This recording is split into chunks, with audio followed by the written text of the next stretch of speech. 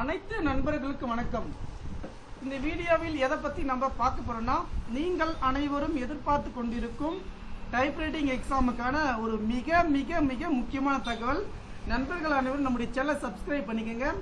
Website link பார்த்தீங்கன்னா எவ்வளோ mark எடுத்தால் பாஸ் பண்ணலாம், அதே போல் டிப்ஸ் ட்ரிக்ஸ் பார்த்தீங்கன்னா குரூப்பில் நான் அப்டேட் பண்ணுறேன். நண்பர்கள் அனைவரும் வந்து பார்த்தீங்கன்னா என்னென்ன மதிப்பீட்டுக்கான திட்டங்கள் விளக்கம், அதே போல் முதல் தாள் இரண்டாம் தாள் தட்டச்சு எல்லா நிலைகளுக்கும் பார்த்தீங்கன்னா இம்பார்ட்டன்ட். ஓகேங்களா, இம்பார்ட்டன்ட் என்னென்ன யூஸ் பண்ணக்கூடாது உங்களுக்கு டிப்ஸ் ட்ரிக்ஸ் வந்து பார்த்தீங்கன்னா இந்த 2 நாள் நம்ம பயப்படவே தேவைப்படாது. ஓகேங்களா, நீங்கள் வந்து பார்த்தீங்கன்னா ஃபஸ்ட்டு வந்து பயப்படக்கூடாது.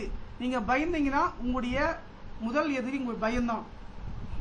அவங்க இப்படி டைப் பண்ணுறாங்க, இவங்க இப்படி டைப் பண்ணுறான்ட்டு வந்து பார்த்தீங்கன்னா நம்ம கவலைப்படக்கூடாது.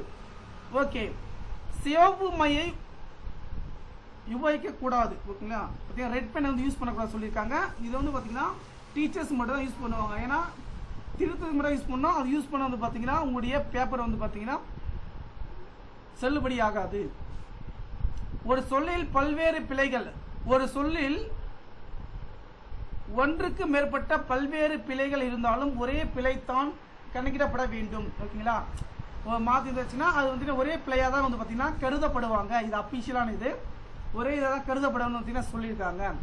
தாளின் பின்புறம் தட்டு செய்தால், விடைத்தாள் முன்புறம் தட்டு செய்தாலும் அதே போல் வந்து பார்த்தீங்கன்னா பின்புறம் தட்டு செய்தாலும் அதற்கான மதிப்பு எதுவும் குறைக்கக்கூடாது. ஏன்னா வந்து பார்த்தீங்கன்னா முன்னாடி வந்து பார்த்தீங்கன்னா நமக்கு ஸ்பீடு வந்து பார்த்தீங்கன்னா கரெக்டாக வராது. அதனால் முன்புறம் பின்புறம் வந்து பார்த்தீங்கன்னா டைப் பண்ணுவாங்க. அதனால் எதுவும் கவலைப்படக்கூடாது. தட்டை செய்யும் பகுதி முழுமையும் மதிப்பீடு திட்டம் மதிப்பிட வேண்டும். மதிப்பீட்டின்படி டைப் பண்ணுவோம் அப்படின்னு சொல்லியிருக்காங்க. தாளின் இருபுறமும் தட்டு செய்தால் ஒரே தாளில் பின்புறம் செய்தால் பிறகு தொடர்ந்து பின்புறம் அல்லது அடுத்த தாளிலே தட்டு செய்திருந்தால் அது பிழையாக கருதக்கூடாது. பின்புறமோ அதன் தாளில தட்டசி பகுதியும் மதிப்பிட திட்டம் மதிப்பிட வேண்டும். இப்போ நம்ம எதுக்காக வந்து பார்த்தீங்கன்னா ஒரே பேப்பர் டபுள் சைட் டைப் பண்ணலாமா டைப் பண்ணக்கூடாதான்னு கேட்பீங்க. இருபுறமும் வந்து பார்த்தீங்கன்னா டைப் பண்ணாக்க அது செல்லுபடி ஆகும். நம்ம வந்து டைப் பண்ணும்போது பின்னாடி பேஸ் தெரியும், ஓட்ட ஆகிடும். அதனால தான் பார்த்தீங்கன்னா டபுள் சைடாக வந்து பார்த்தீங்கன்னா டைப் பண்ணுவோம். கூடுதல் மீண்டும் பார்த்தீங்கன்னா செய்தால் பார்த்தீங்கன்னா அட்டென்ஷன் ரீப்ளேஸ், ஏதாவது ஒரு இடத்தில் தேவையில்லாத சொற்கள் கூடுதலாகவோ, ஓகேலா, அட்டென்ஷன் பார்த்தீங்கன்னா அட்டாச் பண்ணுறது அட்டென்ஷன், ஓகேலா, அதில் தட்டை செய்யும் போது பகுதி மீண்டும் தட்டை செய்து கொண்டிருந்தாலோ ரீப்ளேஸ், ஓகேலா, ரீப்ளேஸ்மெண்ட் பார்த்தீங்கன்னா ஒவ்வொரு சொல்லும் பார்த்தீங்கன்னா கணக்கில் எடுத்து கொள்ளாமல் அப்பகுதி முழுமையாக மொத்தமாக ஒரு பிழையாக கருதப்பட்டு ஒரு பிழைக்குரிய மதிப்பெண் பார்த்தீங்கன்னா குறைக்கப்பட வேண்டும். இத்தகைய ரீப்ளேஸ்மெண்ட், ஓகேலா, ரீப்ளேஸ்மெண்ட் சொல்லுவாங்க. பல்வேறு இடங்கள் காணப்பட ஒவ்வொரு இடத்திலும் தனித்தனியாக இந்த முறை அமுல்படுத்த வேண்டும். தனியாக இந்த முறை அமுல்படுத்த வேண்டும். ஓகேலா, ஒவ்வொரு இடத்திலும் தனியாக கருதப்பட வேண்டும் சொல்லியிருக்காங்க. அதே போல ஓகேலா விடப்பட்ட சொற்கள், ஓகேலா, மிஸ்டேக்ஸ், ஓகேலா, மிஸ் பண்ணிடுறோம், ஓகேலா, மிஸ்ஸிங் பிழைகள் கணக்கிடும் முறை. விடப்பட்டது தனி ஒரு சொல் இருந்தால் அதில் எத்தனை எழுத்துக்கள் இடம் பெற்றிருந்தாலும் 5 தட்டுகளை ஸ்ட்ரோக்ஸ் கொண்டது ஒரு சொல். ஓகேலா, ஸ்ட்ரோக்ஸ் சொல்லுவாங்க. STOROKES ஸ்ட்ரோக்ஸ் கொண்டது ஒரு சொல் என்கின்ற முறையை பின்பற்றாமல் ஒரே ஒரு சொல் விடப்பட்டதால் தான் அது கணக்கிடப்பட வேண்டும். ஒவ்வொரு மேற்பட்ட சொற்கள் விடுபட்டு இருந்தால் அவற்றில் இடம் பெற்றிருந்தால் மொத்த தட்டுகள் ஸ்ட்ரோக் கணக்கிடப்பட்டு அவை 5ஆல் வகுக்கப்படும். எத்தனை சொற்கள் கணக்கிடப்படுவதோ அத்தனை பிழைகள் கணக்கிடப்படும். அவற்றின் மதிப்பெண்கள் குறைக்கப்பட வேண்டும். 1 கூட்டி 5ஆல் டிவைட் பண்ணி, ஓகேலா, 20 5ஆல் டிவைட் பண்ணால் 4 வேர்டு. ஓகேங்களா, இப்போ 1 இருந்தால் 5, 5ல் வந்தால் எவ்வளோ வருது? அப்போ 20 பார்த்தீங்கன்னா எவ்வளவு? அந்த மாதிரி தான். அப்போ 5 எழுத்துக்களாக வந்து பார்த்தீங்கன்னா குறைக்கப்படும் சொல்லியிருக்காங்க.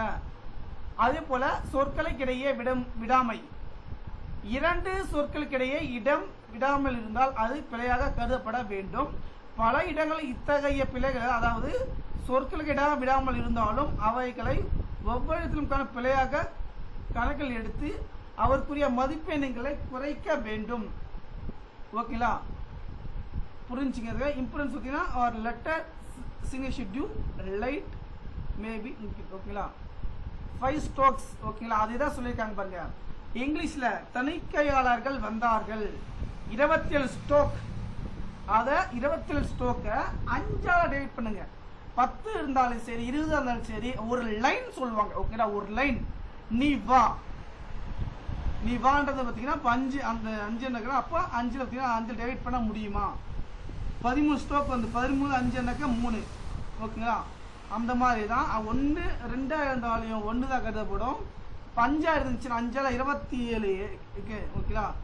தணிக்கையாளர்கள் வந்தார்கள். தணிக்கை தனி 1 2 3 4 5 6 7 8 9 10 11 12 13 14 15 16 ஓகேங்களா. ஸ்ட்ரோக் அப்போ 27 ஸ்ட்ரோக் பார்த்தீங்கன்னா 1 2 3 4 5 6 7 8 9 10 11 12 13 14 15 16 17 18 19 21 ஓகேங்களா. இந்த 21 பார்த்தீங்கன்னா 30 கருது 5க்கு 30 கருதுவாங்க. 30 கருதுனாக்கா இப்போ 5 ஓகே 6 வேர்டு ஓகே. 27 ஒரு 2 14 24 24 24 ஐயா 30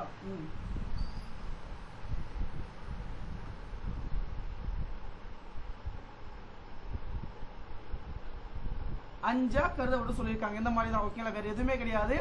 நீங்க ஸ்பீடு எனக்கு வரல கவலைப்பட நம்பிக்கை விடாமுயற்சி என்னால் முடியும். நானும் வந்து பார்த்தீங்கன்னா டைப் பண்ணுவேன். நீங்க கவலைப்படாதீங்க என்னால முடியும் அப்படின்னு வந்து பார்த்தீங்கன்னா நீங்க முயற்சி பண்ணுங்க. என்னுடைய வாட்ஸ்அப் குரூப் லிங்க் எல்லாம் கொடுத்துருக்கு செக் பண்ணி பாருங்க. நன்றி.